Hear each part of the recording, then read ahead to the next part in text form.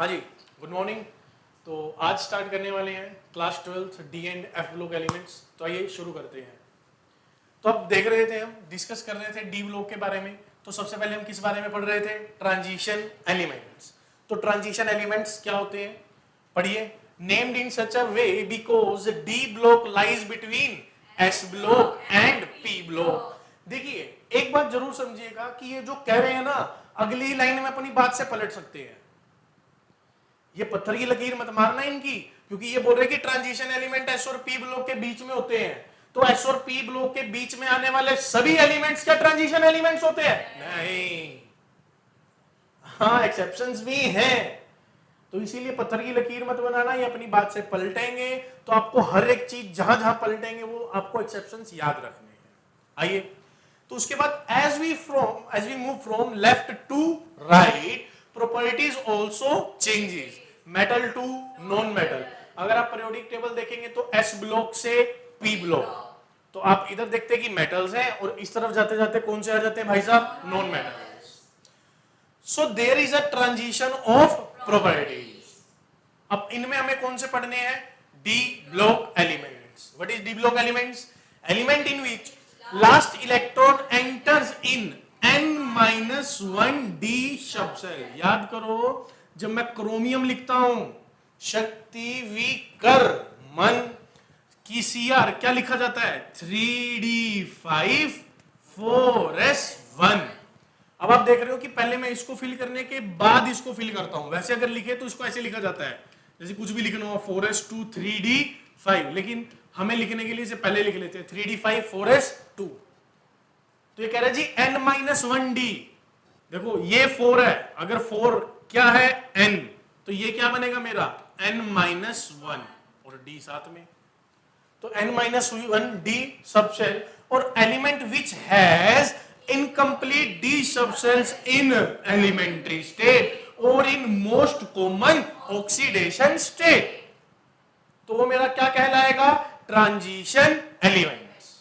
Transition, अगर मैं यहां पे देखूं तो general configuration that is n-1d, एक से लेके कितने आ सकते हैं? और ns में 0 से लेके 2 तक। सर 0 से 2 क्यों? 0 से 2 कैसे आ गए? क्योंकि सर 1 to 1 2 तो आ ही रहे हैं हमारे। अरे उसमें देखो ना, एक्साइटेड स्टेट में, जब मोस्ट कॉमन ऑक्सीडेशन स्टेट में, वहां पर भी तो आते हैं। कैसे? एक minute, wait a minute. Zinc की बात करते हैं। Zinc Zn+2 common oxidation state है, दैट इज 3d10 4s2।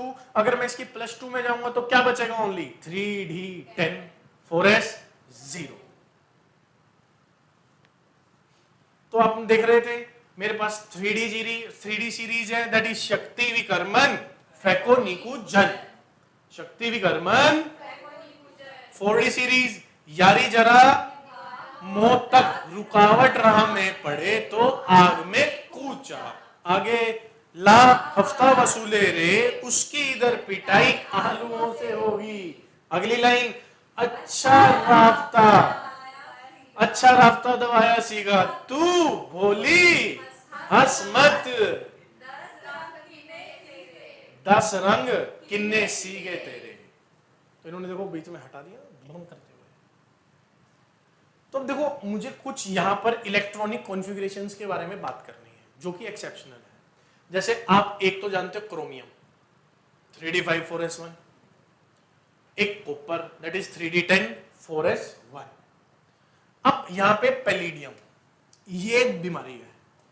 अब पैलिडियम को अगर देखें तो यहां पे आना चाहिए था दैट इज 4d8 5s2।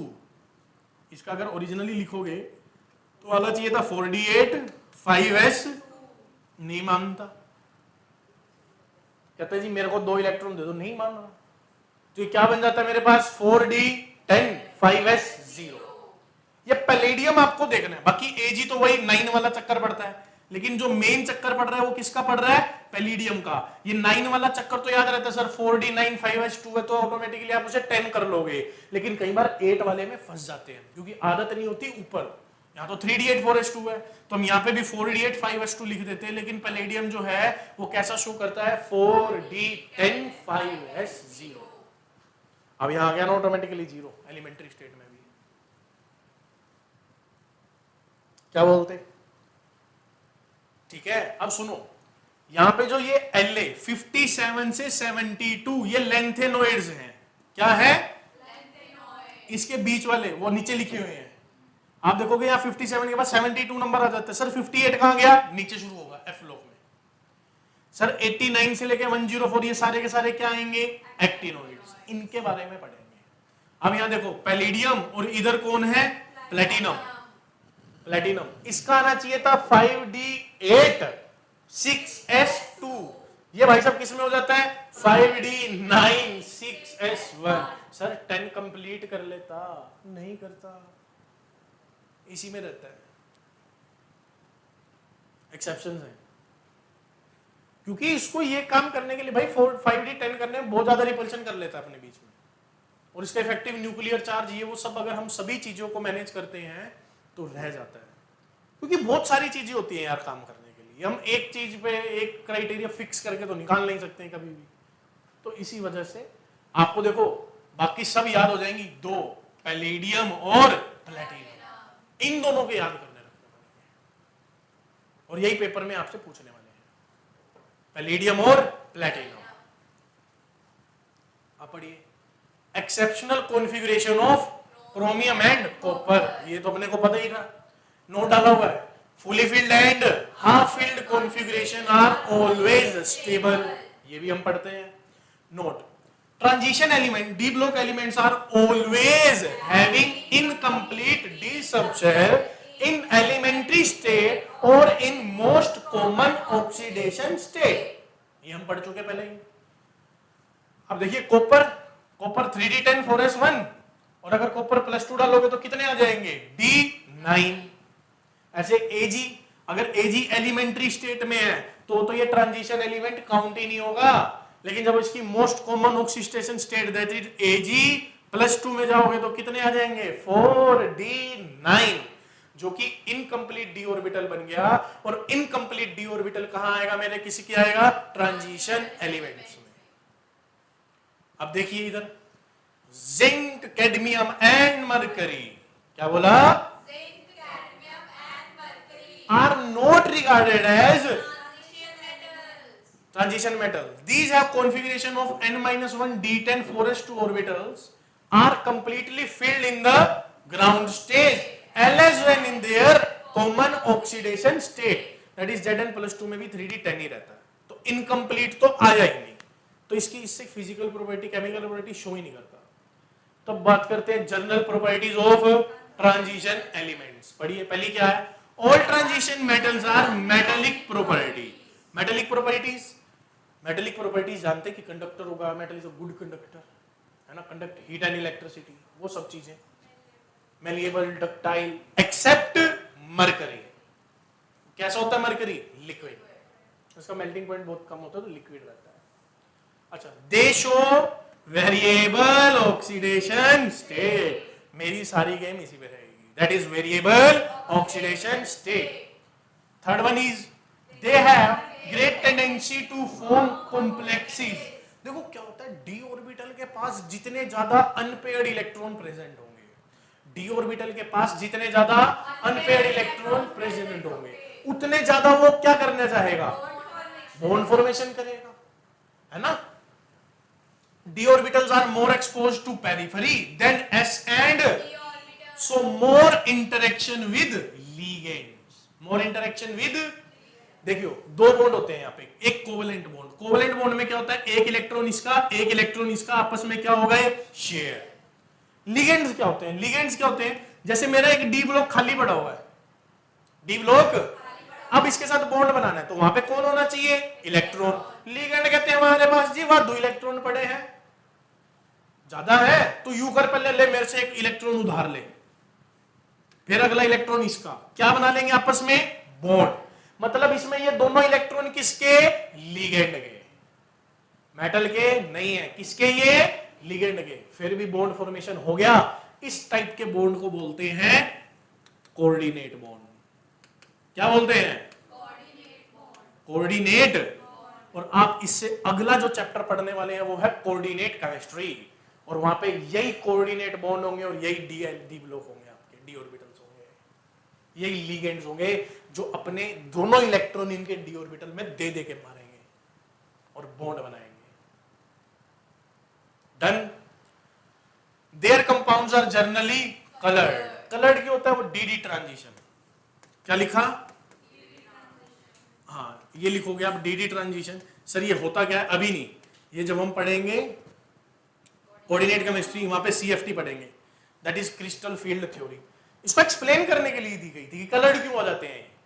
अगर आप देखो तो डी ब्लॉक के जो एलिमेंट्स है, रूबी, जितने भी आप नग पहनते हो, जितने भी स्टोन्स आते हैं, सबके अपने अपने कलर होते हैं। टोपैज है, रूबी है ना, कई सारे आते हैं, तो उनके सबके अपने अपने कलर होते हैं, लाइट में कलर शो करते हैं। वो डी ब्लॉक है, वो सीएफटी की वजह से क्रिस्टल फील्ड थ्योरी उसे एक्सप्लेन करती है। वो अगले चैप्टर में है। अब बारी किसकी आई? Physical properties. देखिए, transition elements having generally high melting and boiling point. अब मेल्टिंग पॉइंट किस पे डिपेंड करता है? नंबर ऑफ अनपेयर्ड इलेक्ट्रॉन्स, कि जितने ज्यादा अनपेयर्ड इलेक्ट्रॉन्स होंगे उतना ज्यादा मेटालिक बॉन्ड होंगे, उतना ज्यादा मेल्टिंग पॉइंट होगा। तो मोर number of unpaired electron, higher the melting point because strong metallic bonds। ठीक है, अब आप देखिए यहां पे शक्ति वी कर मन, मन में डिप करता है एकदम। मन में क्या करता है? डिप। यहां से सब में एकदम डिप आता है, तो इस डिप को समझते हैं कि डिप क्या कहना चाह रहा है।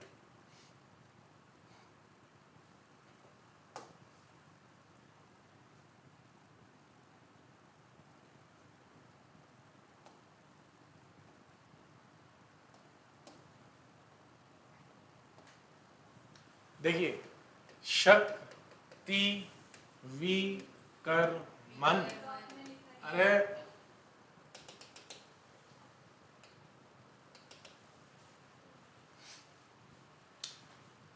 क्या बनेगा? 3d1 अनपेयर्ड इलेक्ट्रॉन बताइए 1, 3d2 4s2 अनपेयर्ड इलेक्ट्रॉन बताइए 2, chromium 3d5 4s total unpaired electron बताइए 6।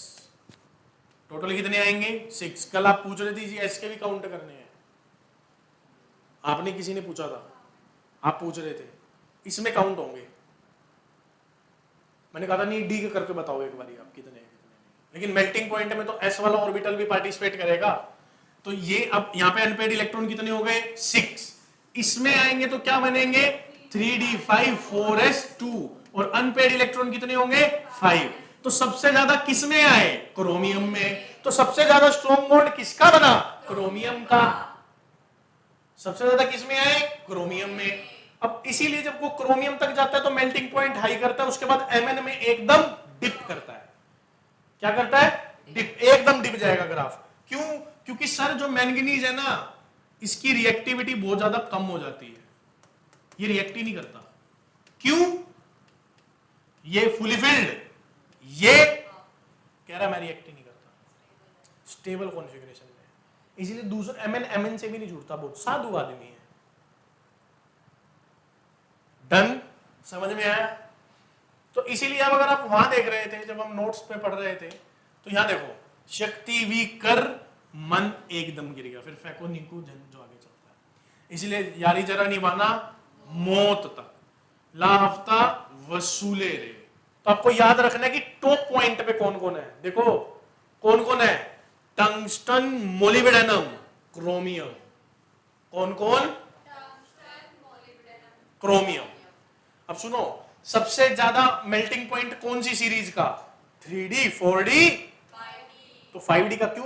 क्योंकि सर एक तो इनका क्या होता है, साइज बढ़ जाता है, साइज बढ़ने से मास बढ़ गया, मास बढ़ने से वंडरवॉल फोर्सेस बढ़ जाते हैं। Van der Waals forces is a type of gravitational force in smaller सब एटॉमिक पार्टिकल्स। क्लियर? तो साइज बढ़ा है तो उनको अलग अलग करना थोड़ा डिफिकल्ट होता है। ये छोटे साइज के जल्दी हो जाते हैं, ये 5d, ये 4d और ये 3d। तो अगर मेल्टिंग पॉइंट देखना हो तो सबसे ज्यादा, सबसे कम 3d एंड देन देन और इन सब में से सबसे ज्यादा टंगस्टन, मोलिब्डेनम, क्रोमियम। और इसीलिए क्योंकि टंगस्टन का मेल्टिंग पॉइंट सबसे हाई है, इसीलिए जो बल्ब का फिलामेंट था वो किस चीज का बनाया गया? टंगस्टन का।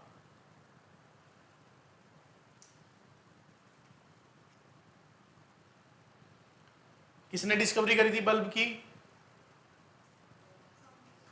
Thomas Edison, Thomas Alva Edison. तो उन्होंने ये सारे ये जितने भी थे सब लगा लगा के देखे, तो कामयाब कौन हुआ? टंगस्टन। पढ़िए आगे। Tungsten, molybdenum and have high melting point in respective series because they have highest number of unpaired electron, so strong bonding and hence high melting point। क्या बोलते हैं? यहां तक चले। अब वो कह रहा है कि manganese and technetium have comparatively lower melting points. क्यों? Also 3d5 is stable half filled configuration, so will not participate much in bond, hence Mn has lower melting point। That's same for technetium। क्या बोलते हैं? Factual है, simple. चले आगे। अब क्या आई? That is enthalpy of atomization। enthalpy of enthalpy मतलब heat. यार कितनी हीट देनी है उनको कि उनके एटम अलग अलग हो जाए, तो उसे क्या बोला जाता है? Enthalpy of atomization. आइए, it is the heat required to break the metal lattice to get free atoms. देखो, जिनकी बॉन्डिंग ज्यादा होगी मेटेलिक की, उसको ज्यादा एनर्जी देनी पड़ेगी। तो यही चीज मैं बता रहा था आपको पीछे भी कि 3D की एनर्जी कम है, फिर 4D, फिर 5D। 5D की एनर्जी ज्यादा देनी पड़ेगी, एंथैल्पी ऑफ एटमाइजेशन। हाँ, अब 3D सीरीज में सबसे ज्यादा किसकी है? क्रोमियम की, क्योंकि उसके बाद नंबर ऑफ अनपेयर्ड इलेक्ट्रॉन सबसे ज्यादा है। और अभी उसकी जब वो ऑक्सीडेशन स्टेट्स पूछेगा तो उसमें अलग आएगा कि अच्छा क्रोमियम या क्रोमियम +2। क्रोमियम देखो, क्रोमियम में कितने होते हैं टोटल अनपेयर्ड? 6। +2 में कितने रह जाएंगे? 2 और उड़ा दो, 4। तो क्रोमियम +2 स्टेज में अलग बिहेवियर शो करेगा। हाँ जी, तो ज्यादा क्रोमियम है। यस यस यस यस, इसीलिए क्रोमियम +2 आयन डिसॉल्व मिलेगा आपको पानी में, वो सॉलिड मिलता है। Enthalpy of atomization is directly proportional to number of unpaired electron, because number of unpaired electron से आप क्या बता सकते हैं? Metallic bond strength. 3D, 4D, 5D because mass increases and also number of unpaired electron increases, hence strong metallic bonding, so high enthalpy of atomization। so high enthalpy of atomization। अच्छा, अब आगे जाने से पहले एक चीज को समझते हैं। क्या यहां तक की गेम समझ में आ रही है? कोई दिक्कत परेशानी? आगे देखिए, सबसे इंपॉर्टेंट क्वेश्चन है। एक क्वेश्चन आता है Z effective, means effective nuclear charge. Effective nuclear charge. एक आता है टर्म शील्डिंग इफेक्ट, जिसे हम बोलते हैं स्क्रीनिंग इफेक्ट भी बोल देते हैं।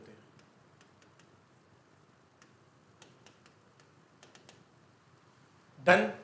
तो समझते हैं कि what is the meaning of effective nuclear charge, Z effective और शील्डिंग इफेक्ट। देखिए, हमारे सेंटर में न्यूक्लियस प्रेजेंट होता है, ठीक है, और यहां पे जो ऑर्बिट्स हैं इनमें इलेक्ट्रॉन्स प्रेजेंट होते हैं। ये पॉजिटिव, ये बाहर वाले इलेक्ट्रॉन पे कितना पॉजिटिव चार्ज से अट्रैक्ट कर पा रहा है, इसे हम क्या बोलते हैं? Z effective. जेड। तो सर ऐसा इफेक्टिव टर्म क्यों यूज कर रहे हैं? क्यों? क्योंकि इससे इनर वाले ऑर्बिटल्स में भी कौन प्रेजेंट है? इलेक्ट्रॉन्स। कौन प्रेजेंट है? अब ये इलेक्ट्रॉन चारों तरफ किस हिसाब से पैकेजिंग करके बैठे हुए हैं, इनकी पैकेजिंग कैसी है, उस बिहाफ पे हम ये डिसाइड कर सकते हैं कि बाहर वाले पे कितनी फोर्स लगेगी या नहीं लगेगी। एक बात को समझिए, देखिए कैसे।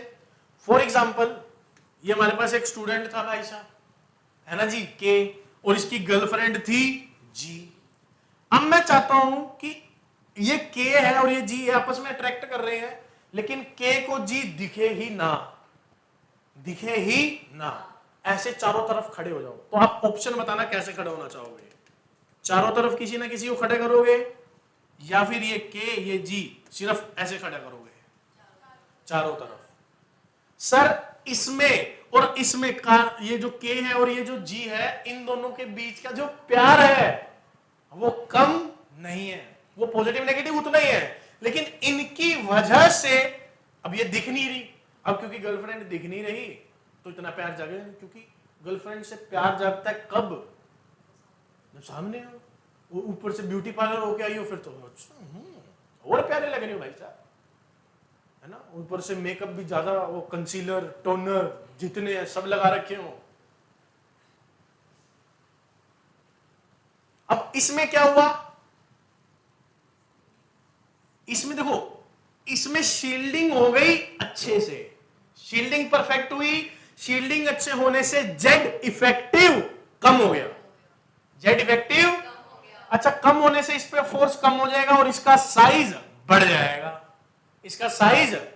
अब यहां पे क्या हुआ कि शील्डिंग अच्छे से नहीं हुई, शील्डिंग अच्छे से नहीं हुई तो जेड इफेक्टिव ज्यादा आएगा, क्योंकि ज्यादा खींचेगा ना, तो साइज छोटा हो जाएगा। समझ आया भाई साहब बात? क्योंकि देखो जेड इफेक्टिव बढ़ना चाहता है तो शील्डिंग पुअर करनी पड़ेगी, पुअर शील्डिंग करनी पड़ेगी। तब शील्डिंग देखो, जब आप देखते हो एस की सबसे बढ़िया शील्डिंग होती है, देन पी, देन डी और देन एफ। एफ की बहुत बेकार शील्डिंग होती है, सबसे अच्छी किसकी होती है? एस की। क्यों? स्फेरिकल है, चारों तरफ से घेरता है। पी की फिर क्योंकि डंबल शेप है, डी डबल डंबल है, उसकी और कम हो जाती है। एफ वो शेप नहीं है उसकी, तो एक साइड बैठ जाएंगे आके। तो इसीलिए आप समझिए जेड इफेक्टिव ज्यादा कब हो सकता है? जब शील्डिंग इफेक्ट, जब शील्डिंग इफेक्ट कम हो, तो इस कंडीशन में साइज कम हो जाएगा, क्योंकि जेड इफेक्टिव ज्यादा है। क्या इतनी कहानी समझ में आई? पक्की बात? चले अब अभी हम एंथैल्पी ऑफ एटमाइजेशन पे थे, जहां पे मुझे पता चल रहा था कि 5D की सबसे ज्यादा है, देन 4D, देन 3D। अब 3D सीरीज में देखेंगे, फिर 4D में, फिर 5D में। 3D में सबसे ज्यादा मेल्टिंग पॉइंट किसका? क्रोमियम का। 4D में सबसे मेल्टिंग पॉइंट किसका? मोलिब्डेनम। 5D में टंगस्टन का। Clear game? आइए हम चलते हैं यहां पे, that is variation in atomic size. Variation in, पढ़ना शुरू कीजिए। वेरिएशन इन एटॉमिक साइज में क्या लिखा हुआ है? Z effective, that is effective nuclear charge, power of nucleus to attract outer valence electron. वो क्या कहलाती है मेरी? Z effective. क्या कहलाती है? Z effective. स्क्रीनिंग इफेक्ट, जिसे आप शील्डिंग इफेक्ट बोल रहे हैं, that is reduction in the nucleus and outermost electron due to the presence of d और f orbital electrons। देखो s और p की तो कंपैरेटिवली अच्छी शील्डिंग होती है, लेकिन d और f की बेकार होती है। तो देखिए, तो पुअर शील्डिंग में जब हम काउंट करेंगे तो s p d f, poor में कौन काउंट होते हैं? d और f। उसमें भी कौन पुअर है? f। आइए, atomic radius of lie between S block and P block. ये बात तो ठीक है कि सबसे ज्यादा, क्योंकि जब आप right to left periodic table में शिफ्ट होते हैं तो रेडियस डिक्रीज होती है, that is along the period radius decrease होती है। इसे हमने समझा। तो सबसे ज्यादा एस की होती है, फिर डी की, फिर सबसे कम पी की। In general left to right size decreases as Z effective increases and also D electrons have poor shielding effect, so size decrease होगा। वो कह रहे हैं कि हाँ, यहां से इधर जाते जाते साइज क्या हो रहा है? डिक्रीज। साइज क्यों डिक्रीज हो रहा है?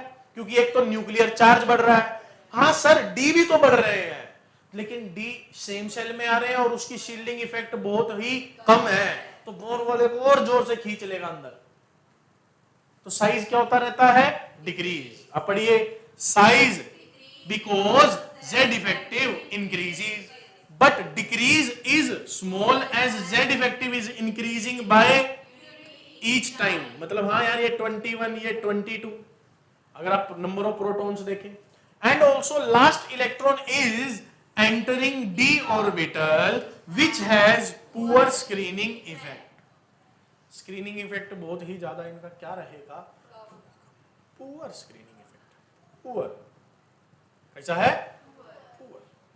अब देखिए, लेकिन जिंक का साइज बड़ा हो जाता है, यहां पे कम होते होते होते होते कॉपर और जिंक में से किसका बड़ा होना चाहिए था, कॉपर का, जिंक का कम होना चाहिए था, लेकिन जिंक का साइज बड़ा आ जाता है। क्यों? आओ, at the end slight increase in atomic radius because now electron electron repulsion between added D electron will cause size to expand, क्योंकि वो 3D 10 हो गया। अब वहां पे क्योंकि रिपल्शन बढ़ गया, जेड इफेक्टिव भी आया लेकिन रिपल्शन उससे ज्यादा आया, इसीलिए जिंक का साइज का कॉपर से बढ़ गया। हाँ, इन दोनों के बीच का, यहां तक आते आते डिक्रीज हुआ, इन दोनों में से इसका ज्यादा आ गया, इन दोनों में से, वैसे कम है, इससे निकल से तो कम होता है। हाँ,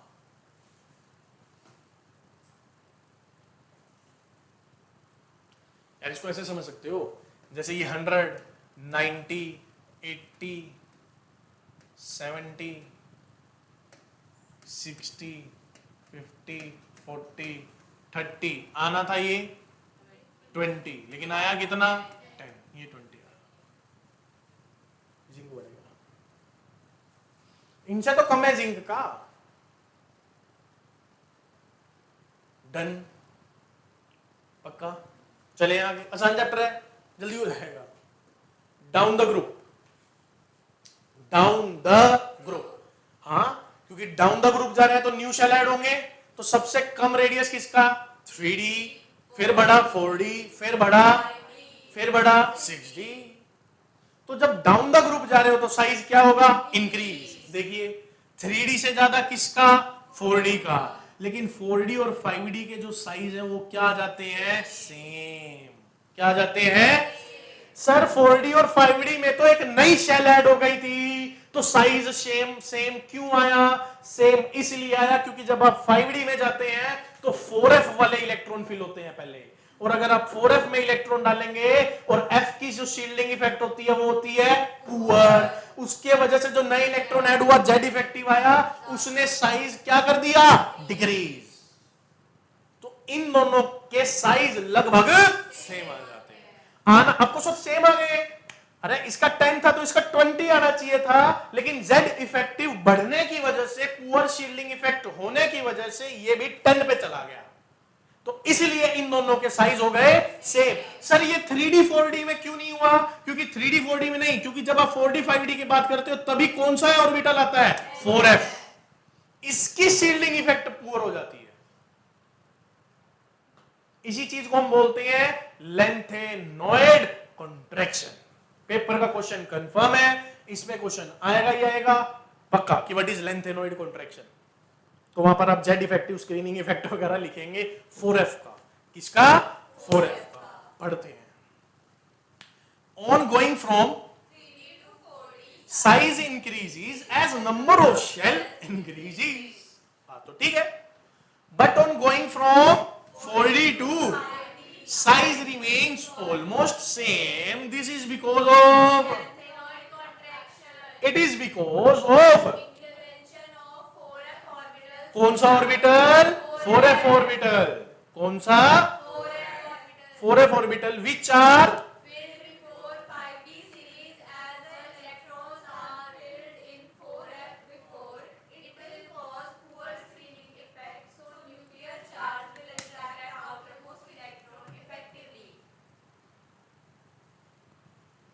ये है हमारा लेंथेनॉइड कॉन्ट्रैक्शन। लेंथेनॉइड समझ आया, कोई दिक्कत? इसलिए आप देखो ये जो लेंथेनॉइड कॉन्ट्रैक्शन होता है ना, जैसे शक्ति वी कर्मन, आपको सर नीचे आ रहे हैं तो 3D 4D और 5D, 4D और 5D का साइज क्या होना चाहिए था, लेकिन ये इनमें नहीं दिखता स्टार्टिंग वाले में, इसके बाद, हाँ क्योंकि यहाँ पे अभी तक 4F इंट्रोड्यूस नहीं हुआ, इसके बाद होता है। इसीलिए देखो जर्कोनियम और HF इनका सेम आता है, NB और ये टेंडलम इन दोनों का सेम आता है। पेपर के क्वेश्चन में MCQ मिलेंगे कि इनमें से बताइए किन दोनों का साइज सेम होगा,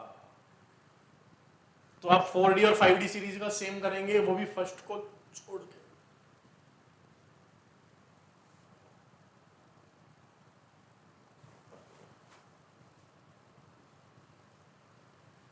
चले आगे।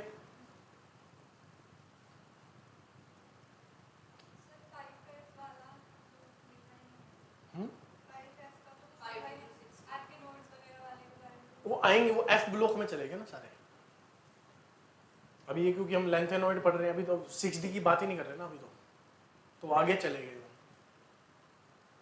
आगे क्या है मेरे पास, आयनाइजेशन एंथैल्पी। आयनाइजेशन मतलब उसको इलेक्ट्रॉन निकालने हैं, ठीक है, ये बहुत इंपॉर्टेंट कंसेप्ट है, ध्यान से समझना। यहां तक समझ में आया, या तो साइज साइज साइज साइज खेल रहे थे अभी तक। अब मेरे पास आई आयनाइजेशन एंथैल्पी। आयनाइजेशन एंथैल्पी क्या होती है कि कितनी एनर्जी देके मैं उसके इलेक्ट्रॉन को ग्राउंड स्टेट से बाहर निकाल लूं, ऑब्वियस ही बात है। अच्छा आप बताइए किसमें आयनाइजेशन एंथैल्पी ज्यादा होगी, किसमें कम होगी, मैं आपको एग्जांपल देता हूं। फॉर एग्जांपल 3D5 3D6 ज्यादा एनर्जी देनी पड़ेगी इलेक्ट्रॉन निकालने के लिए, 3D5 या 3D6? 5 में ज्यादा देनी पड़ेगी, क्यों?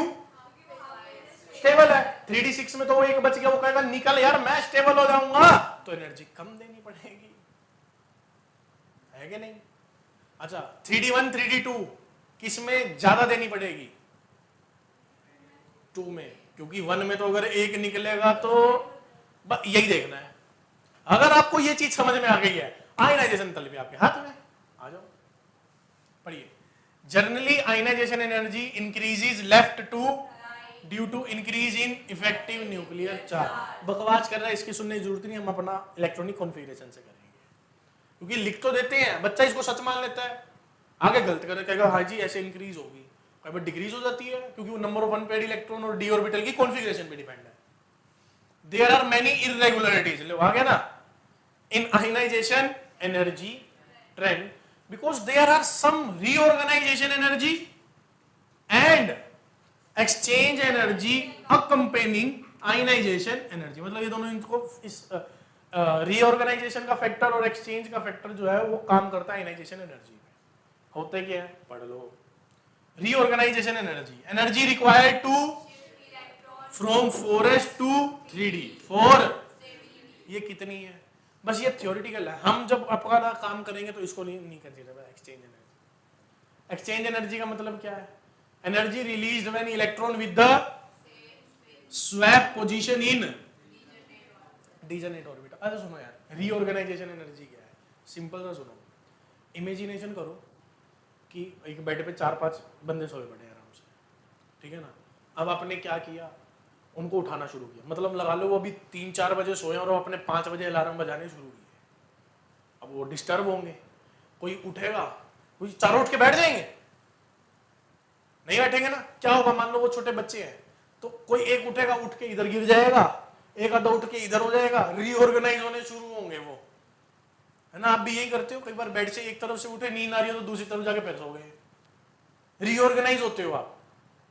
अच्छा ऐसे भी नहीं समझ में आ रहा, सोचो चारों बच्चे सोए पड़े हैं, कंजेस्टेड सा बेड है, नीचे आग लगा दी, धीरे धीरे उनको हीट मिल रही है, अब हीट तो मिल रही तो वहां से तो खड़े हो गए, अब नींद इतनी आ रही है, फिर कहीं ना कहीं जाके पड़ जाते हैं, फिर वो रीऑर्गेनाइज होते हैं। पहले तो क्या होते हैं, रीऑर्गेनाइज। तो रीऑर्गेनाइजेशन एनर्जी है, क्योंकि आप तो हीट दोगे ना इसको, तभी तो रीऑर्गेनाइज होंगे।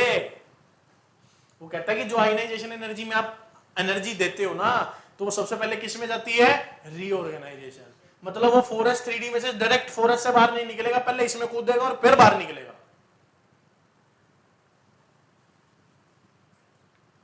नोट पढ़िए।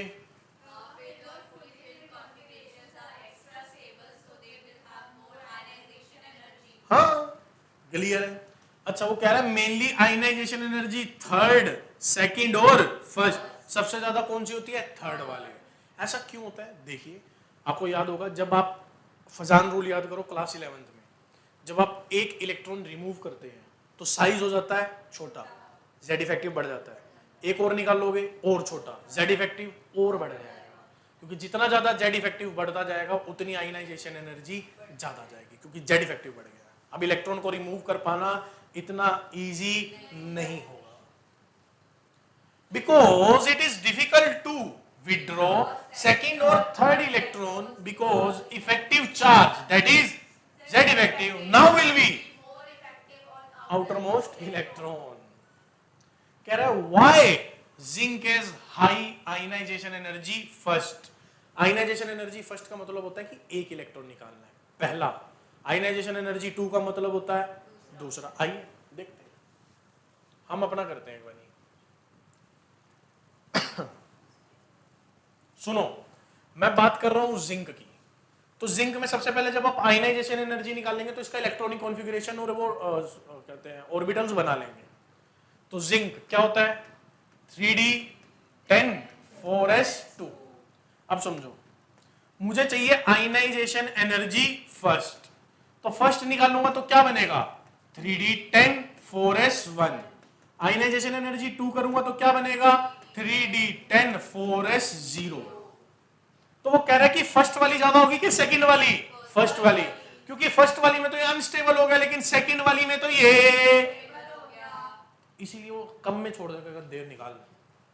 वैसे तो इलेक्ट्रॉन छोड़ते नहीं, लेकिन स्टेबिलिटी के लिए कह रहा है दे निकाले यार, स्टेबल हो जाए हम फटाफट।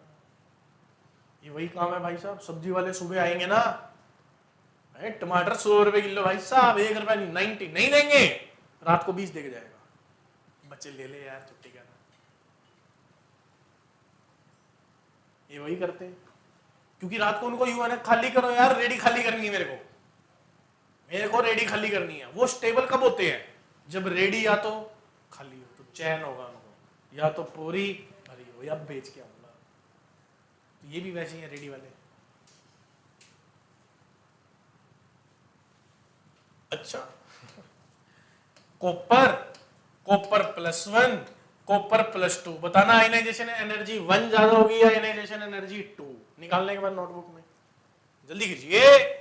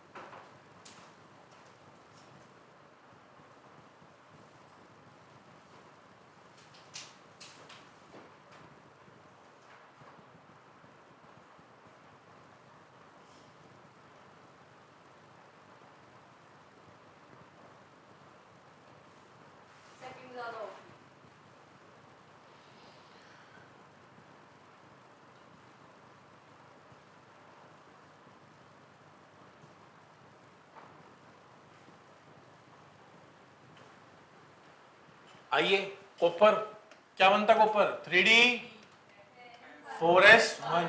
अरे फर्स्ट में तो भाई साहब क्या बन गया? अगले में तो 3d9 में, ये नहीं जाने देगा। तो आयनाइजेशन एनर्जी सेकंड कौन सी हो? सेकंड वाली ज्यादा होगी, किससे? फर्स्ट से। फर्स्ट में तो स्टेबल हुआ।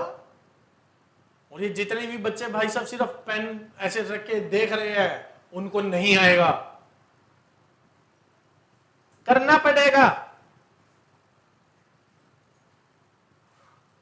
और मैंने वर्कशीट शेयर कर दी है ऐप पे, और आपको आई थिंक भेज भी दिया, ऐप पे भी शेयर हो गई है वो, और मैंने ग्रुप में भी डाल दी है। जाते ही वर्कशीट करोगे हो जाएगी, देखना आपकी।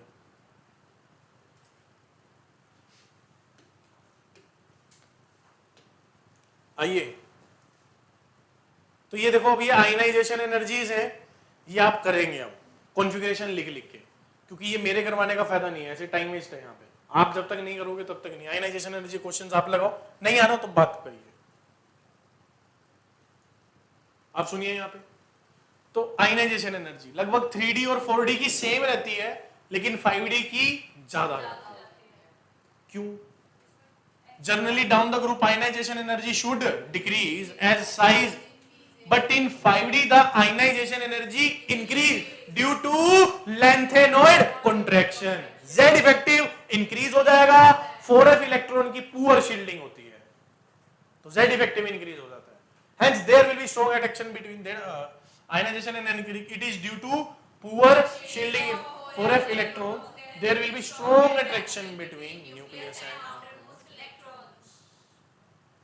clear? अब सुनो, ये तो बस वैसे ही है। अब सुनिए, गोल्ड की आयनाइजेशन एनर्जी सबसे ज्यादा है, कॉपर से भी ज्यादा है, सिल्वर से भी ज्यादा है गोल्ड की, due to poor shielding effect of 4f electron, क्योंकि गोल्ड 5D में आता है।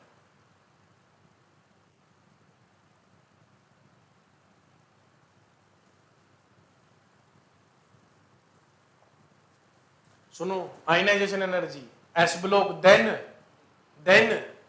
क्योंकि अगर आप पीरियोडिक टेबल में इधर जाओगे तो साइज डिक्रीज होता है, जेड इफेक्टिव इंक्रीज होता है, तो आयनाइजेशन एनर्जी ऑटोमेटिकली है कि क्या होने वाली है, इंक्रीज।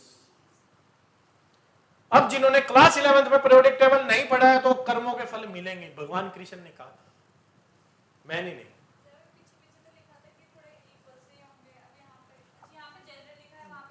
मतलब इधर साइज इक्वल होते हैं, आयनाइजेशन एनर्जी नहीं, साइज इक्वल होते हैं।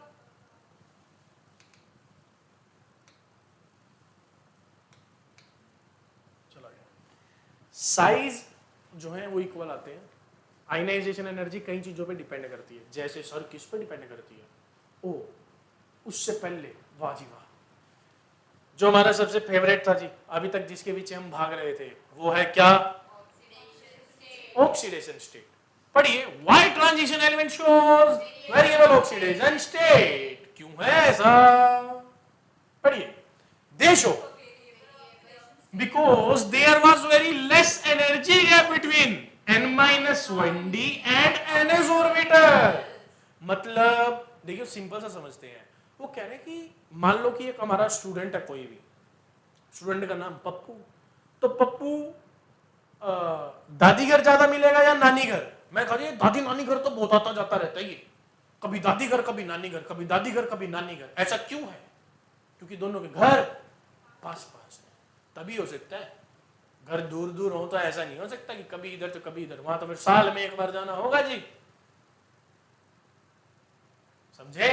तो क्योंकि जो d है और s ऑर्बिटल है, इन दोनों के बीच में एनर्जी गैप बहुत ही ज्यादा कम है, तो इलेक्ट्रॉन घूमते रहते, कभी इधर कभी इधर, कभी बाहर कभी अंदर, तो बहुत सारे ऑक्सीडेशन स्टेट शो करते हैं।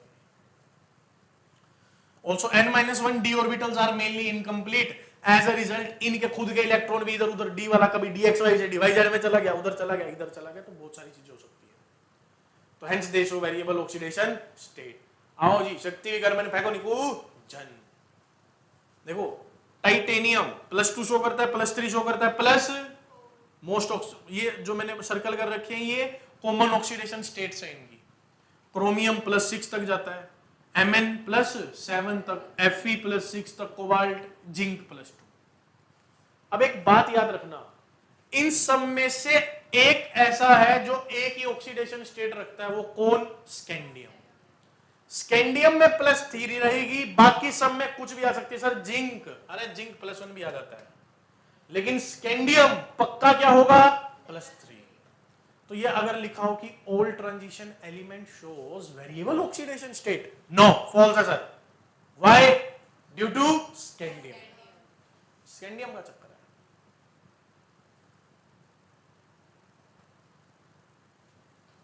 आगे बढ़िए, the most common oxidation state of transition element is +2 except that is +3. Why manganese shows maximum number of oxidation state? क्योंकि मैंगनीज के पास maximum number of unpaired electron होते हैं। अरे वो तभी +7 शो करेगा। पढ़ लो क्या लिखा हुआ है। इट इज बिकॉज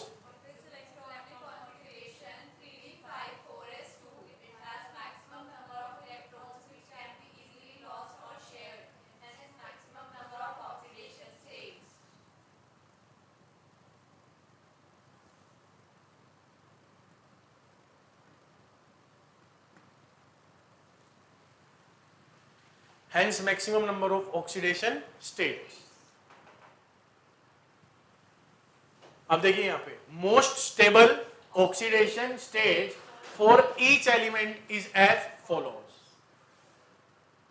देखिए टाइटेनियम की लिखी हुई है +4, वेंडियम की +4, क्रोमियम +6। अब देखिए पढ़िए फटाफट।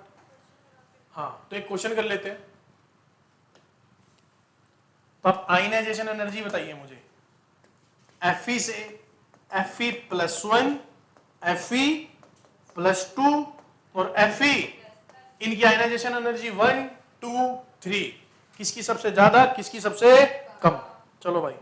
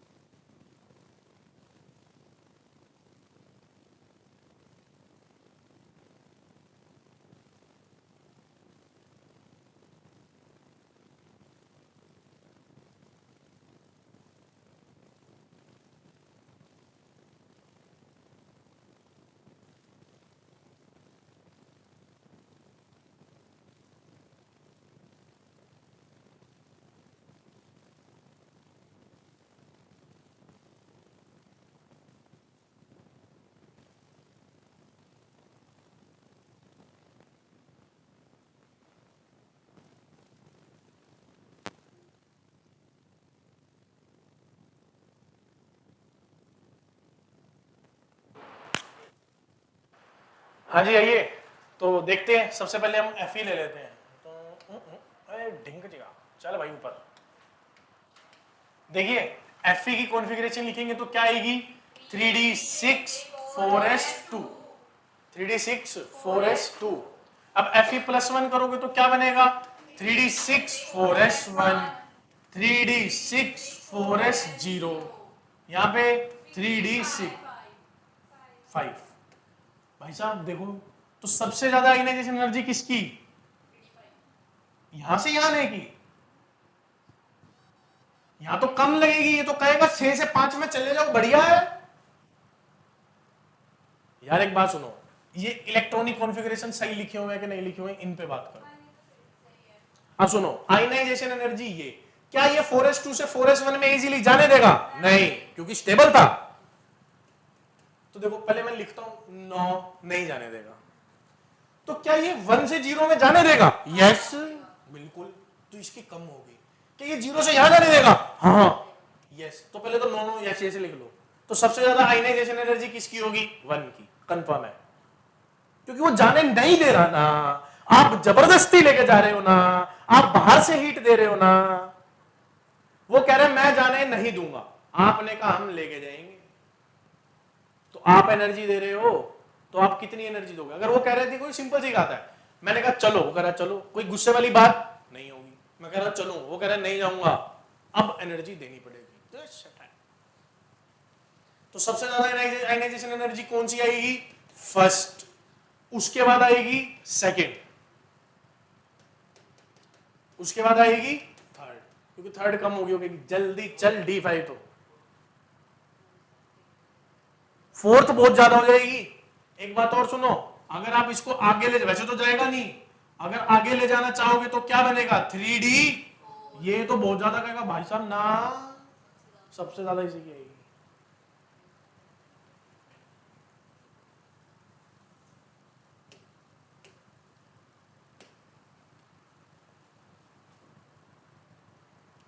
अब एक और चीज देखो, कुछ हमारे पास फैक्ट है। क्या, highest oxidation state is shown by osmium, OS +8, +8 भी शो करता है ओस्मियम। ऐसे टंगस्टन का सबसे ज्यादा मेल्टिंग पॉइंट है, तो सबसे ज्यादा हाईयर ऑक्सीडेशन स्टेट कौन शो करता है, ओस्मियम। एक चीज याद रखो, देखो आपको ये ऑक्सीडेशन स्टेट जो मैं हाईयर शो कर रहा हूं, +8 दिखा रहा हूं, +7 दिखा रहा हूं, तो ये ऐसे थोड़ी ना मिलेंगे +7, किसी ना किसी से तो जुड़े हुए मिलेंगे। अरे ये इलेक्ट्रॉन दे रहे हैं तो कोई तो ले गया होगा। देखो जो लोअर ऑक्सीडेशन स्टेट्स है ना, वो फुलफिल हो जाती हैं फ्लोरीन, क्लोरीन, ब्रोमीन की, एक एक ले लिए। लेकिन जो हाईयर ऑक्सीडेशन स्टेट्स होती हैं, वो फ्लोरीन क्लोरीन नहीं कर पाता, क्योंकि उसमें तो 7 फ्लोरीन लगेंगे। हम मान लो ओस्मियम +8 है, अगर फ्लोरीन के साथ जाएगा कितने लगेंगे, 8। लेकिन अगर ऑक्सीजन के साथ गया तो 4। वहां रिपल्शन ऑक्सीजन ऑक्सीजन का कम होगा। इसीलिए हाइयर ऑक्सीडेशन स्टेट जो इज सेटिस्फाइड बाय ऑक्सीजन या सल्फर, क्योंकि वो डबल बॉन्ड क्रिएट कर सकते हैं, और lower oxidation state is satisfied by halides, fluorine, chlorine, bromine, iodine. ये याद रखना। In P block, lower oxidation states are favored by the heavier elements due to inert pair effect. But in D block element, usually higher oxidation states are more stable. ये याद रखो कि यार इसको छोड़ो, ये याद रखो आप कि D block में जितनी ज्यादा हाइयर ऑक्सीडेशन स्टेट होगी, उतना ज्यादा वो आयन स्टेबल होगा। आगे बढ़ो।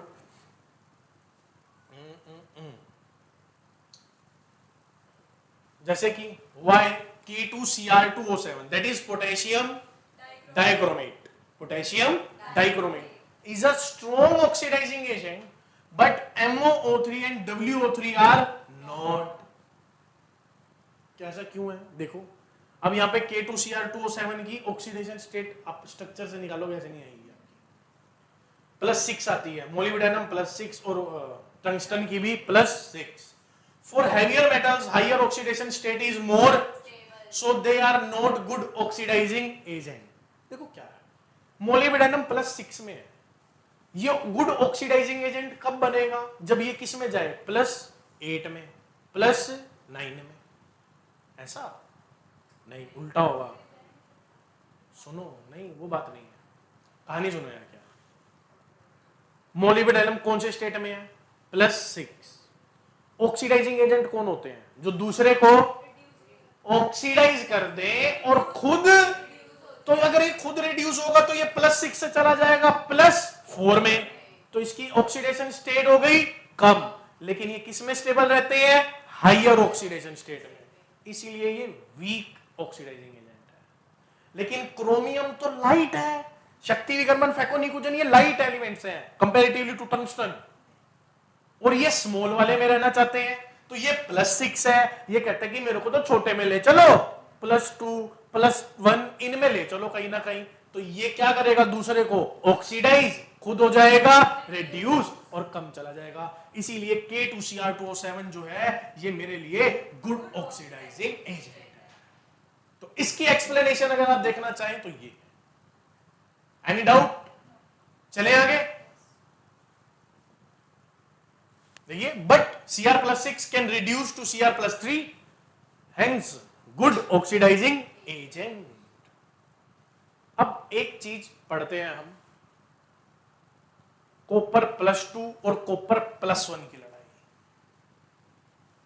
ध्यान से देखिएगा, कॉपर +1 एंड कॉपर +2।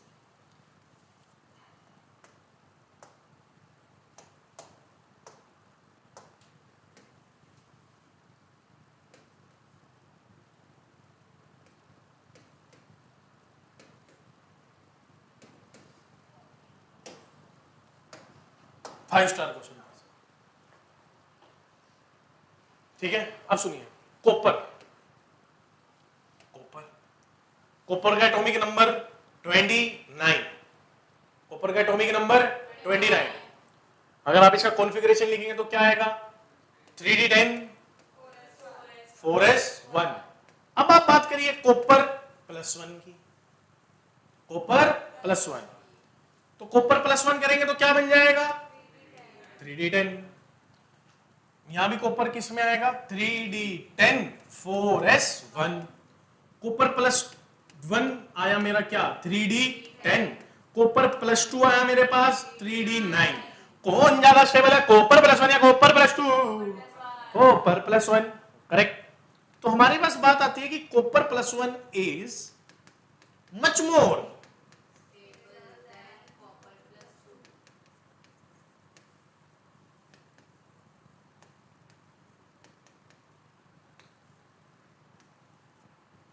कोई दिक्कत परेशानी?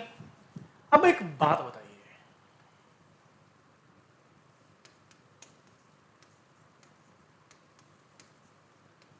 In aqueous form, in copper +1 copper +2, किसके पास चार्ज ज्यादा है? कॉपर +2 के पास। तो जब पानी में डालते हैं तो इसके तरफ कौन से ज्यादा आयन आ जाते हैं आसपास? OH negative comparatively to copper +1। तो एक बात बताओ, किसको ज्यादा आयन घेर लेंगे, कॉपर +1 को या कॉपर +2 को? +2 को, कॉपर +2 को। अब देखिए वो, अब इसको समझिए ध्यान से। हम कहते हैं कि कॉपर +1 से कॉपर +2 जाने में, कॉपर +1 से बहुत ज्यादा आयनाइजेशन एनर्जी लगती है, बहुत ज्यादा। तो इसको समझने के लिए आप ये बताइए, अगर आपको मैं जॉब ऑफर दूं यहां पे या अमेरिका में, यूएस में करनी है, कहां जाना चाहोगे? यूएस जाना चाहोगे? अरे भाई साहब, यहां से जाने की टिकट ही 2 लाख की है। यहां तो कहीं नहीं, यहां तो चंडीगढ़ तक जाना है, 20 रुपए की टिकट है बस। तो 2 लाख खर्चोगे 20 रुपए, 2 लाख। क्यों? वहां क्यों जाना चाह रहे हो आप? 2 लाख खर्च के जाना चाह रहे हो जहां यहां 20 रुपए में काम बन रहा है? वहां सैलरी ज्यादा है, कि यहां 20 में जाओगे तो 20,000 मिलेंगे, 2 लाख खर्च करके जाओगे 10 लाख मिलेंगे, क्योंकि वहां पे सैलरी ज्यादा है। तो देखो, हमने कहा कि नो डाउट कॉपर 1 से कॉपर +2 जाने में आयनाइजेशन एनर्जी बहुत ज्यादा लगेगी, लेकिन जब इसको हम पानी में डाल देते हैं ना कॉपर +2 को, तो जब ये कॉपर +2 OH के साथ यहाँ पे बाउंडेशन में जाता है, स्टेबल होता है, तो ये इस एनर्जी को क्या बोलते हैं? Hydration energy. और ये हाइड्रेशन एनर्जी इतनी ज्यादा होती है कि आयनाइजेशन एनर्जी को कंपनसेट कर लेती है। इसीलिए एक्वस स्टेज में कौन ज्यादा स्टेबल? कॉपर +2। नॉर्मल स्टेट में कौन ज्यादा स्टेबल? कॉपर +1।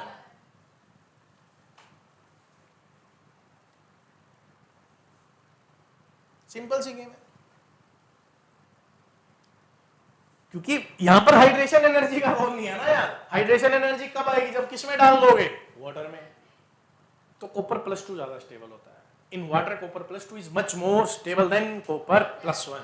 नॉर्मली कॉपर +1 है। तो देख लेना कि नॉर्मली पूछ रहा है या फिर एक्वस। अगर एक्वस पूछ रहा है देन कॉपर +1, और अगर एक्वस में +2, और अगर नॉर्मली पूछ रहा है तो कॉपर +1। अब समझ आया 5 स्टार क्वेश्चन क्यों है ये?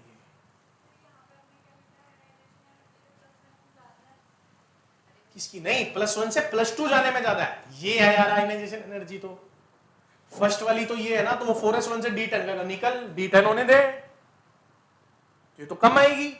लेकिन D10 से D9 वाली ज्यादा आएगी। तो मैं कहूंगा यार कॉपर +2 क्यों ज्यादा, यहां पे क्यों कॉपर +2 स्टेबल नहीं हो रहा? क्योंकि हमने कहा भाई बहुत ज्यादा आयनाइजेशन एनर्जी है। अब मैं आपको कहूं यहां से 3 लाख भर के भाई साहब बेंगलोर जाओ, वहां सैलरी 20,000, आप कहोगे क्यों जाऊं, 20,000 रुपए देगा, यही नहीं ले लूंगी 20,000।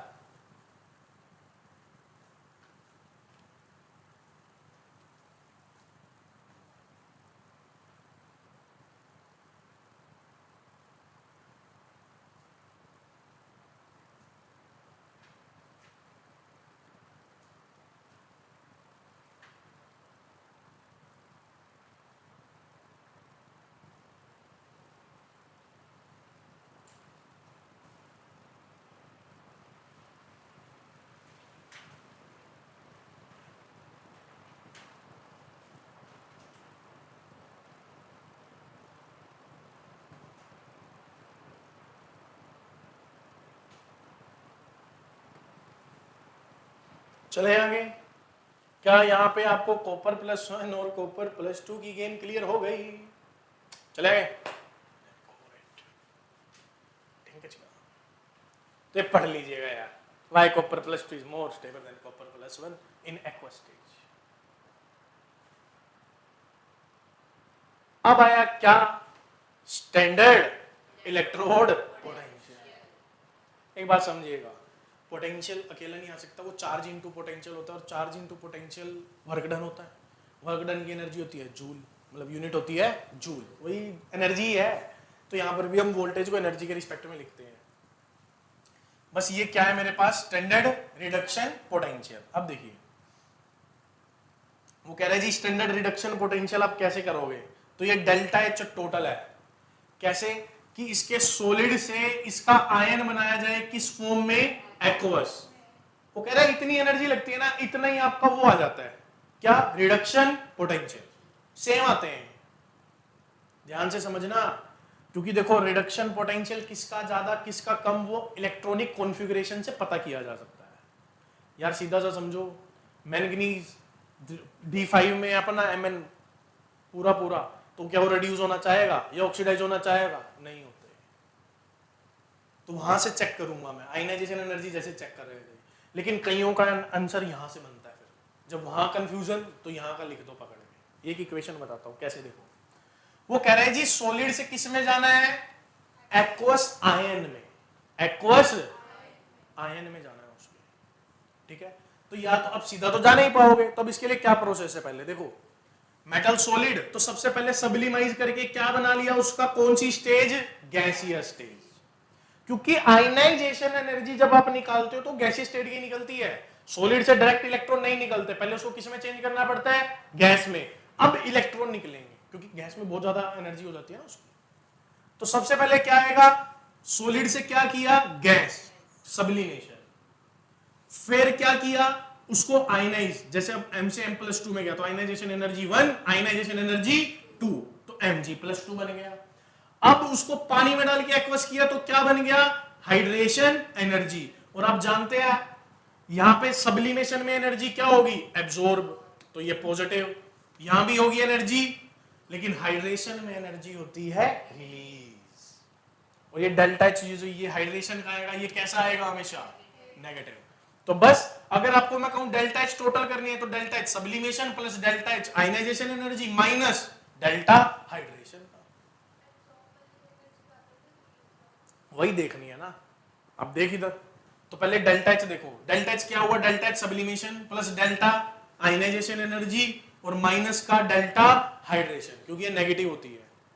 अब बात होती है कि देखो जी, अगर ये दोनों ज्यादा हैं ये कम है तो E आ जाएगा मेरा E नोट रिडक्शन पॉजिटिव।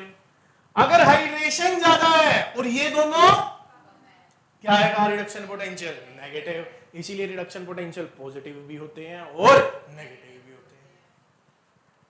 तो थर्मोडायनेमिक्स पूछ लिया इसमें।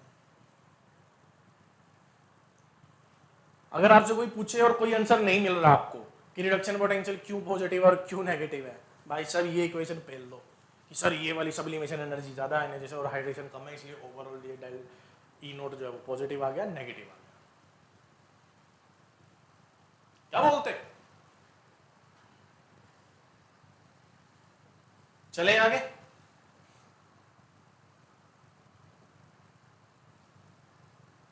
देखो पढ़ना क्या लिखा हुआ है, M2 से M कह रहा है कॉपर प्लस 2 से क्या आ रहा है, कॉपर। कैसा है reduction potential, positive. What is possible reason for this, पढ़ना। दिस इज ड्यू टू, अरे भाई सब्लिमेशन, उसका एटम बनाना, और sublimation enthalpy and high value of which is not compensated by its. लो जी बस हो गया गेम। तो उस इक्वेशन से आपको टर्म्स मिलेगी लिखने के लिए कि कौन ज्यादा और कौन कम। बाकी आप कर सकते हो। अब सुनो, copper can not react with two liberate. अब सुनो, अगर कॉपर की रिएक्शन आप किससे करवाओगे, HCl से। रिएक्टिविटी सीरीज याद करो, अरे भाई अपनी वाली रिडक्शन वाली लेके 12,000 का नाम। सुनो प्रभु हे, copper mercury.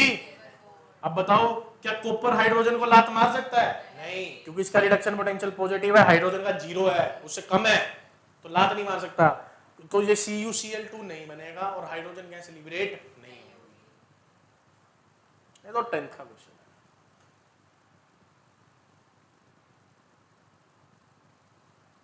On the other hand, copper can hydrogen gas with, for example, HNO3 और H2SO4, वो खींच लाते हैं, वो कर देते कल्याण।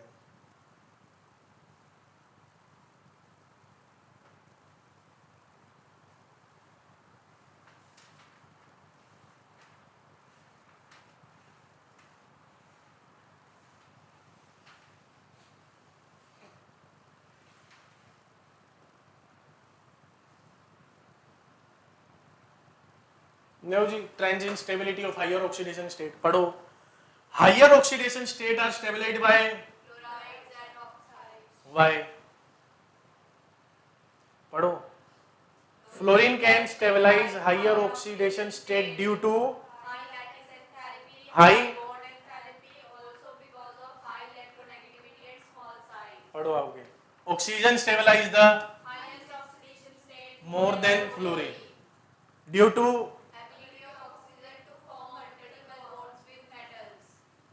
ऊपर कुछ लिखते हैं नीचे कुछ लिखते हैं। अब देखो जैसे +4 +5 +6 +7 +7, देखो जो छोटी वाली है ना तो वहां पे TiF4 मिलता है, ऑक्सीजन के साथ नहीं मिलता है, कम मिलते हैं। इनकी जो आपके अवेबिलिटी है वो ज्यादा है, अवेबिलिटी एनवायरमेंट में, तो TiF4 ज्यादा मिलेगा आपको TiO2 से, क्योंकि स्मॉलर ऑक्सीडेशन स्टेट है तो फ्लोरीन मैनेज कर लेते हैं। लेकिन Mn पे +7 ऑक्सीजन के साथ मिलेगा, फ्लोरीन के साथ नहीं मिलेगा, नहीं मिलने वाला फ्लोरीन के साथ। ये फिर आ गया explain why copper plus ion is not stable in aqua solution. Copper 2+ क्यों है, वो हाइड्रेशन वाला चेप तो पकड़ गया। अब आया क्या, magnetic properties, paramagnetic, diamagnetic and, इसके ऊपर पूरा का पूरा आपके अंदर फिजिक्स में हमारे पास मैग्नेटिज्म एंड मैटर का चैप्टर है कि what is paramagnetism, diamagnetism and ferromagnetism. इसको पढ़ेंगे, लेकिन उससे पहले यहां देख लो एक बारी, पैरामैग्नेटिक और डायमैग्नेटिक के बारे में बात करो कि किसका मैग्नेटिक मूवमेंट आएगा, Bohr magneton under root n, n plus two, या क्लास 11 चैप्टर 2 में भी करते थे स्ट्रक्चर ऑफ एटम में।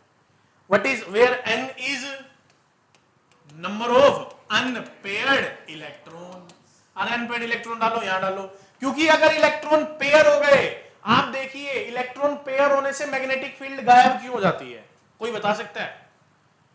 इलेक्ट्रॉन पेयर्ड होने से मैग्नेटिक फील्ड गायब कैसे हो जाती है?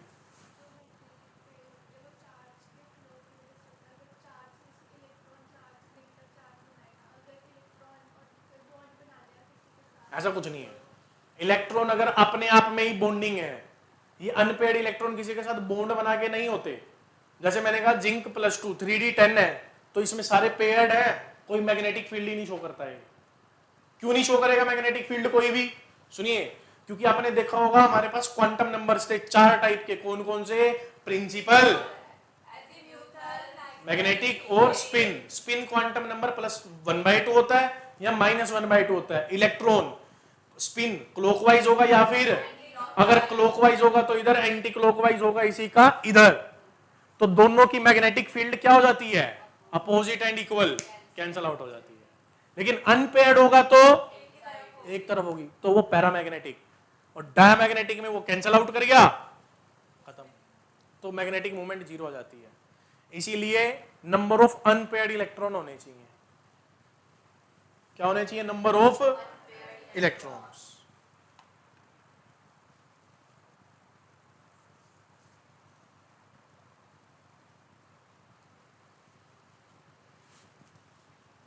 चले आगे, तो एक क्वेश्चन कर लो भाई साहब, सिंपल सा, कि जी 25 है तो 3d5 4s2, डाइवेलेंट का बताना है, मतलब Mn+2 में 3d5 हो गया, नंबर ऑफ अनपेयर्ड इलेक्ट्रॉन कितने हो गए? 5, √10 n+2 लगाओ, √35 आएगा, और √35 लगभग किसके इक्वल होगा? 6 के। पूरा मत एक्यूरेट है, √35 कैसे निकालोगे? √36 कितना होता है? 6, उससे थोड़ा कम कर दो, 5.9। हाँ, एक्यूरेट कैसे नहीं, √35 की वैल्यू निकालनी आती है एक्यूरेट, 5.9 to 1281।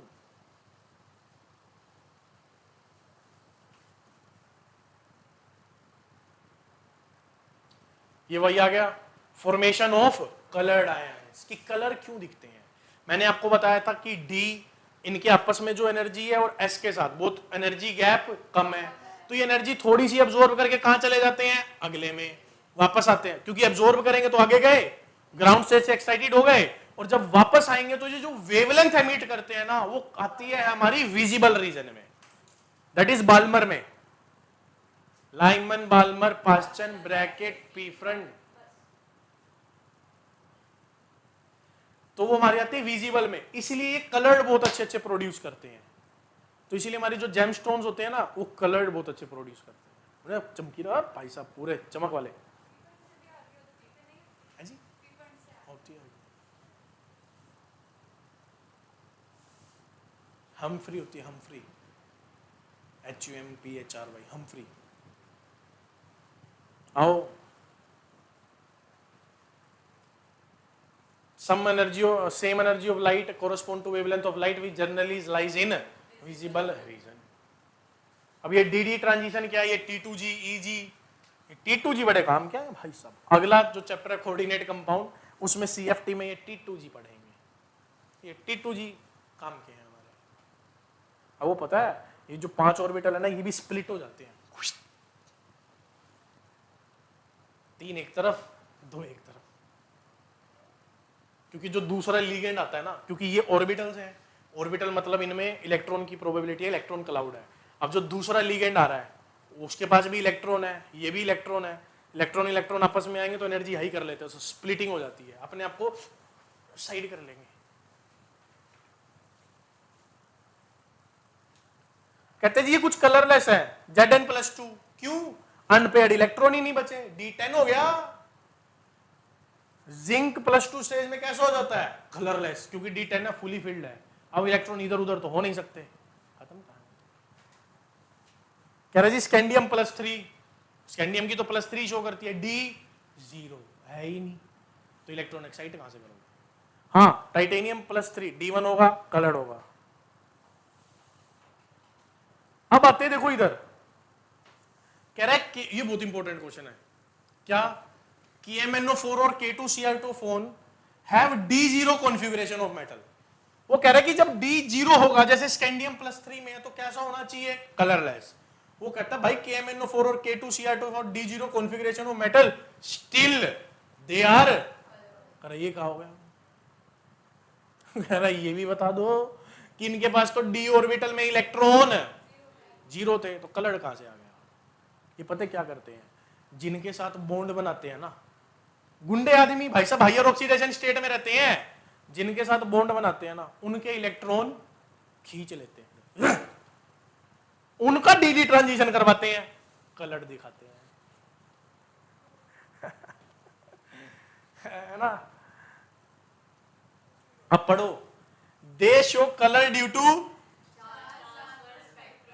यार आप अगर फिलोसफी पढ़ना चाहे तो हर एक आदमी की फिलोसफी अलग है, अलग है, थक क्यों गए? कहता D0, तो क्या आप हर बार बता सकते हो कि all elements which having D0 configuration are colourless?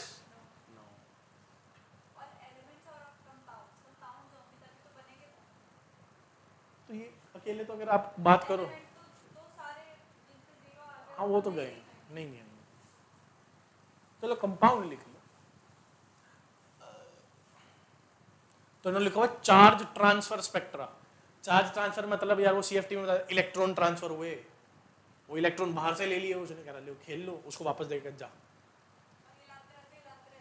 हाँ, अब वो क्या है कि एक इलेक्ट्रॉन है, इसको बाहर जाने के लिए एनर्जी लगेगी, तो ये छोटी मोटी एनर्जी एब्जॉर्ब कर लेते हैं लाइट में, आगे चले जाते हैं, वापस आ जाते हैं। इसलिए हम देखो रेडियम, रेडियम वो चीज में डलता था पहले, रात को चमकती थी, ग्लो करती थी, ग्रीन कलर की लाइट। हाँ, वो क्या है, दिन में आप उसको लाइट में रख दो, लाइट अब्जॉर्ब कर लेगा, इलेक्ट्रॉन भाई साहब जम जम करके आगे, रात को जब अंधेरे में जाओगे तो वापस जाते हैं इलेक्ट्रॉन, फिर ग्लो करता है।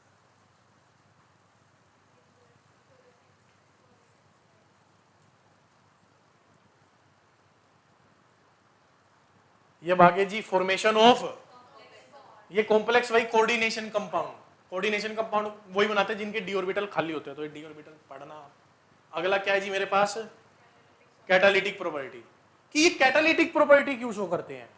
सबसे बढ़िया ये इसका आंसर ये है, ट्रांजिशन मेटल कैन शो, क्योंकि बहुत सारी ऑक्सीडेशन स्टेट है, तो बढ़िया कैटालिसिस करता है, कभी +2 कभी +3 कभी +4 कर ले, जोड़ तो मैं तेरे साथ जुड़ के रहूंगा। कैटालिसिस होने के लिए आपको किसी ना किसी से जुड़ना पड़ेगा। अब हर एक की ऑक्सीडेशन स्टेट कभी कोई किसी से जुड़ता है, ये कहता है मैं तू क्या, मैं उस हिसाब से आ जाता हूं। कैन प्रोवाइड, क्योंकि डी ऑर्बिटल खाली है, उसके अंदर बैठा लेगा, कह रहा है आ जाओ चल चलते हैं। बीइंग कैटलिस्ट दे लोअर डाउन, कैसे? क्योंकि डी ऑर्बिटल खाली है, उसमें रिएक्टेंट को भी बिठा लेगा, मतलब दोनों रिएक्टेंट में से ए को भी बिठा लेगा, बी को भी बिठा लेगा, पास ले आएगा, कर लो।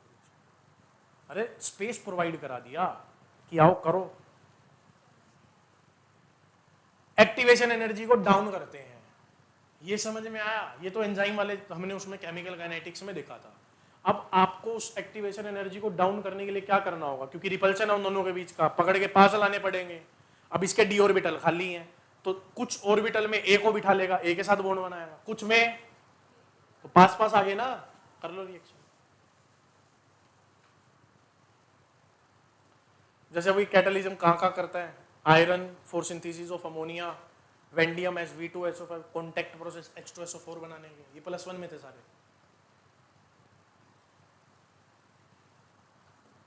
फॉर्मेशन ऑफ इंटरस्टिशियल कंपाउंड्स, ये इंपॉर्टेंट है। आप समझिए इंटरस्टिशियल कंपाउंड्स क्या होते हैं। अगर आप इनको देखेंगे डी ब्लॉक के एलिमेंट्स को, ये मेटेलिक हैं, आपस में जुड़ते हैं, लेकिन इनके बीच में डी ऑर्बिटल, इनके बीच में गैप रह जाता है, लैटिस, एक बीच में गैप रहता है, वो क्योंकि खुद बड़े बड़े हैं यार। अब जुड़ते हैं तो कुछ ना कुछ पैकेजिंग में गैप रह जाता है, उस गैप में trapped atom in interstitial side. याद करो जब मैं बोलता था, मैं आपको कहता था हाइड्रोजन गैस को आप डायरेक्ट रिएक्ट नहीं करा सकते हाइड्रोजनेशन में, किसके साथ डालनी पड़ती थी, निकल, पैलेडियम, प्लेटिनम, सारे डी ब्लॉक के हैं, क्योंकि वो इसको क्या कर लेते थे, एडजोर्ब, एब्जॉर्ब नहीं एडजोर्ब, सरफेस पे, वही इंटरस्टिशियल कंपाउंड, किसके लैटिस में ये फंस जाते हैं भाई साहब। formed when small atom like HCN are trapped inside the crystal lattice of the metals and they are non stoichiometric, neither typically ionic or nor covalent। अरे ये शेयरिंग शूरिंग में थोड़ी ना चल रहे हैं, वो कहीं जी इसके कार्बन पे पॉजिटिव 4 है तो -4 ही आएगा ना, वो तो खाली जगह जितने मर्जी बैठते हो जाके।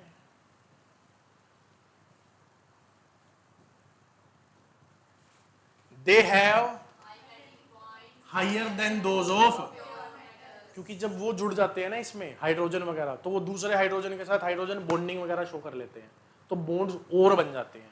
तो याद रखना नॉर्मल डी ब्लॉक में जो डी ब्लॉक के एलिमेंट्स हैं और इंटरस्टिशियल जब वो कंपाउंड बना लेते हैं, हाइड्रोजन कार्बन नाइट्रोजन को एब्जॉर्ब कर लेते हैं, तो उनके बॉइलिंग पॉइंट्स में डिफरेंस आ जाता है, मेल्टिंग पॉइंट में डिफरेंस आ जाता है, बढ़ जाते हैं।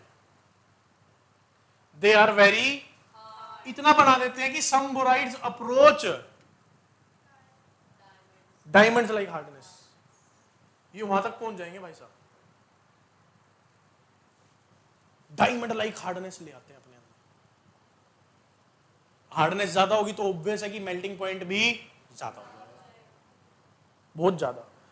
दे रिटेन मेटेलिक कंडक्टिविटी, मतलब उस पर कुछ नहीं आता क्योंकि अंदर वाले इलेक्ट्रॉन ऐसे कैसे हैं, and they are chemically inert. आगे पढ़िए क्या है, alloy formation। Alloy are the homogeneous mixture of two or more metals which are obtained by melting this। Melt करके एक दूसरे के अंदर डालने पड़ते हैं। याद करो, गन मेटल सनकुजन, जर्मन सिल्वर निकुजन, ब्रास कुजन, ब्रोंज कुशन, ये याद करने पड़ेंगे, है जी, याद तो करने पड़ेंगे।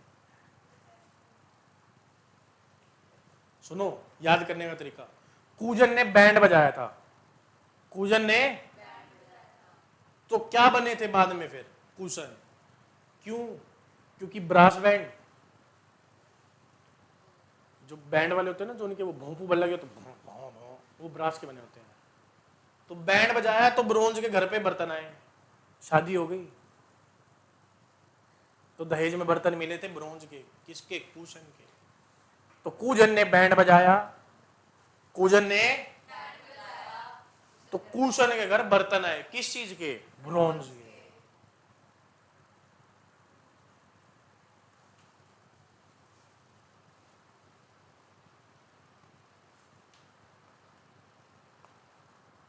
डन, पक्का, डी ब्लॉक खत्म, डी ब्लॉक खत्म। अब सुनो ध्यान से, अब हमारे पास ये रहेंगे, दैट इज पोटेशियम डाइक्रोमेट, इसके बारे में पढ़ेंगे कि रिएक्शंस क्या क्या रहती हैं, इनकी ट्रिक्स है, ठीक है, आ जा। फिर पोटेशियम परमैंगनेट आ जाएगा, ये पढ़ेंगे, और देन